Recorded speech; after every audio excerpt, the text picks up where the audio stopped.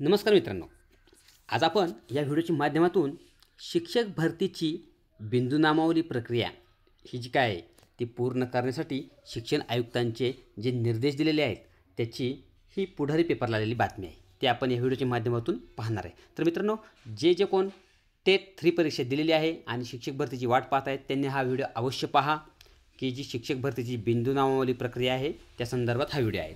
मित्रांनो, आपण सुरू करूया आपल्या या व्हिडिओला। पुणे पुढारी वृत्तसेवा शिक्षक अभियोग्यता व बुद्धिमत्ता चाचणी 2025 नुसार पदभरती सन 2024-25च्या संच मान्यतेनुसार मंजूर, कार्यरत व रिक्त पदे विचारात घेऊन करण्यात येणार आहे। त्यासाठी बिंदू नामावलीची प्रक्रिया तातडीने पूर्ण करा असे स्पष्ट निर्देश शिक्षण आयुक्त सचिंद्र प्रताप सिंह यांनी दिलेले आहे। आणि हे जी काही पुढारी पेपरला आलेली बातमी आहे ती आता आपण सुरू करूया। तर मित्रांनो, जे कोण चॅनलवर नवीन असतील टेट 3 संदर्भात TET संदर्भात त्यांनी आपल्या चॅनल सबस्क्राईब करा, लाईक करा, व्हिडिओची लिंक सर्वांपर्यंत शेअर करा।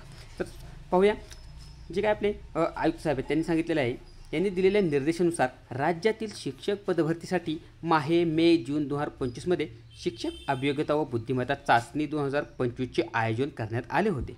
या परीक्षेतील पात्र उमेदवारांना स्थानिक स्वराज्य संस्था तसेच मुलाखतीशिवाय या निवडीचा पर्याय निवडणाऱ्या शैक्षणिक संस्थांची मुलाखतीशिवाय या प्रकारात, तर ज्या शैक्षणिक संस्था मुलाखतीसह निवड प्रक्रिया असा पर्याय निवडतील त्या व्यवस्थापनांकरिता मुलाखतीसह निवड प्रक्रिया अशा पद्धतीने 2 निवड प्रकारात पदभरतीची गुणवत्तेनुसार कार्यवाही करण्यात येणार आहे।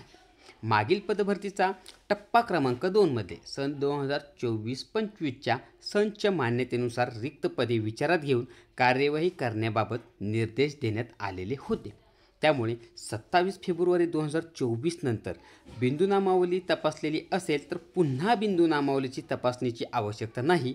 ज्यांनी तपासली नाही त्यांनी मात्र ती तपासून शिक्षक भरतीसाठी तयार राहणे आवश्यक आहे मित्रांनो।